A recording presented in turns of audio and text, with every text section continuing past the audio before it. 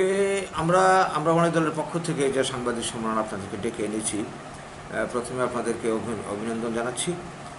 তার প্রধান কারণ হলো, আপনারা সবাই জানেন যে গত 25শে জুন এডিসি অধিবেশনে গ্রেটার তিপ্রালিন বিল পাশ হয়ে গেল। সেখানে উপস্থিত ছিল বিরোধী দলের বিজেপির নির্বাচিত সদস্যরা। তারা কোনো প্রতিবাদ করেনি, তার মানে প্রচ্ছন্ন মদত রয়েছে, এটা পরিষ্কার হয়ে গেছে। তো আমরা সবাই জানি যে এই গ্রেটার তিপ্রালিন বিল আগামী দিনে আইনে রূপান্তরিত হলে এটা ত্রিপুরার বাঙালিদের তো চরম সর্বনাশ করবে সমস্ত দিক থেকে। ভূমির অধিকার, ব্যবসা বাণিজ্যের অধিকার, চাকরির অধিকার এমনিতেই এডিসিতে নেই। গ্রেটার তিপ্রালিন হলে আরও যত সাংবিধানিক অধিকার আছে সব শেষ হবে।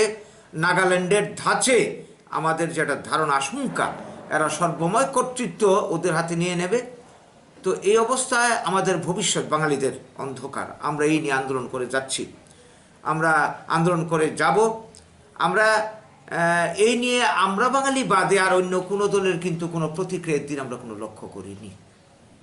গত মঙ্গলবার দিন দেখা গেল যে ত্রিপুরার প্রধান বিরোধী দল সিপিআইএমের সাধারণ সম্পাদক একটা বক্তব্য রেখেছেন।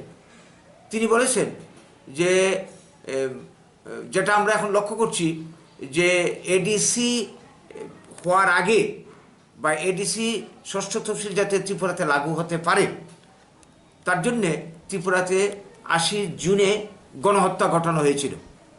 এই গণহত্যার পেছনে কাদের কালো হাত চক্রান্ত কাজ করছে আমরা সেদিন দাবি করেছিলাম, আজও দাবি করে যাচ্ছি।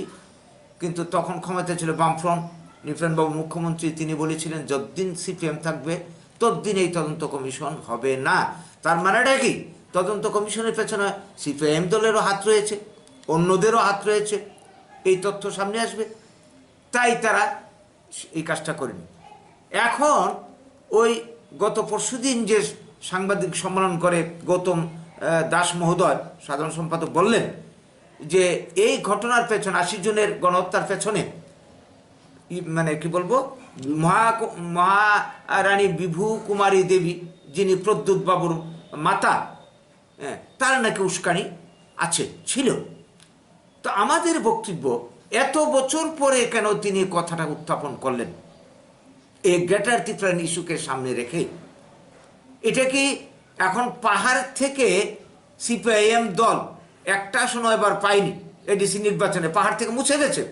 যেটা এতদিন সিপিআইএম দলের ভিত ছিল, রাজনীতির ভিত ছিল, এখন তাদেরকে রাজনীতি করতে গেলে বুঝে গেছে সমতলের মানুষের উপর, বাঙালিদের উপর নির্ভর করতে হবে। কাজেই এই জন্যই কি তারা এখন এই কথাটা উত্থাপন করলো বাঙালিদের খুশি করার জন্যে? এটা আমাদের প্রশ্ন। তো এটা গেলে একটা দিক। দ্বিতীয় কথা হচ্ছে, আমরা লক্ষ্য করছি এখন এই মথা পার্টি এই গ্রেটার তিপ্রালিন বিল পাশ করার পরপরই সারা রাজ্য জুড়ে মানে কি বলবো, হিংসাত্মক আন্দোলনে জড়িয়ে পড়ছে, বিভিন্ন উস্কানিমূলক বক্তব্য দিতে শুরু করেছে। যেটা আমরা লক্ষ্য করেছিলাম 80 জনের গণহত্যার আগেও যে ঘটনাটা ঘটেছিল, গতকালকেও খুমলুঙে এই ধরনের একটা জনসভা গেছে। সর্বত্র এর থেকে আমাদের আশঙ্কা, আবারও কি 80 জনের গণহত্যার মতন একটা পরিবেশ এর যে তৈরি হতে চলছে? সরকার নীরব কেন? সরকার কেন কোনো অ্যাকশন নিচ্ছে না এত ঘটনার পর, এই ধরনের উস্কানিমূলক বক্তব্যের পর? তাই আমরা আজকের এই সাংবাদিক সম্মেলনের মাধ্যমে এই ব্যাপারটা তুলে আনতে চাইছি। আমরা রাজ্য সরকারের দৃষ্টি আকর্ষণ করছি যে 80 জনের গণহত্যার পরিবেশ যাতে আর তৈরি হতে না দেওয়া হয়, ত্রিপুরাতে অ্যাডভান্স ব্যবস্থা যা নেওয়ার নিরাপত্তামূলক সরকার যাতে গ্রহণ করে। সাথে সাথে যারা এই রাজ্যের মানুষ, পাবলিক, জনসাধারণ, আমরা যারা রয়েছি, আমরা কোনো অবস্থাতে এই ধরনের উস্কানিতে ফাঁদে পা দেব না। এই ব্যাপারে সবাইকে সজাগ সতর্ক থাকতে হবে, এটাও আমাদের আবেদন রাজ্যবাসীর প্রতি। সেই সঙ্গে আরেকটা কথা বলতে চাই, আজকে আমরা লক্ষ্য করছি এরা উস্কানি দিচ্ছে, বিশেষ করে বাঙালিকে টার্গেট করে, যে এরা মানে যে কোনোভাবে গ্রেটার তিপ্রালিন কার্যকরী করবে এবং দরকারে যা করার তা করবে।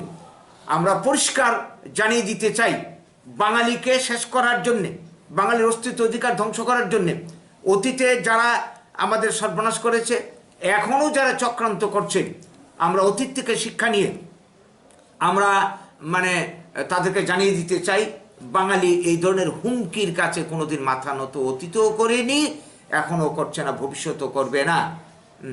তো কাজেই তারা যাতে হুমকি দিয়ে আমাদের মানে ঘরে বসিয়ে দেবে, এরা গ্রেটার ফেলেন বার অন্যায় করে নেবে, এটা আমরা মাথা পেতে নেব? এটা আমরা হতে দেব না।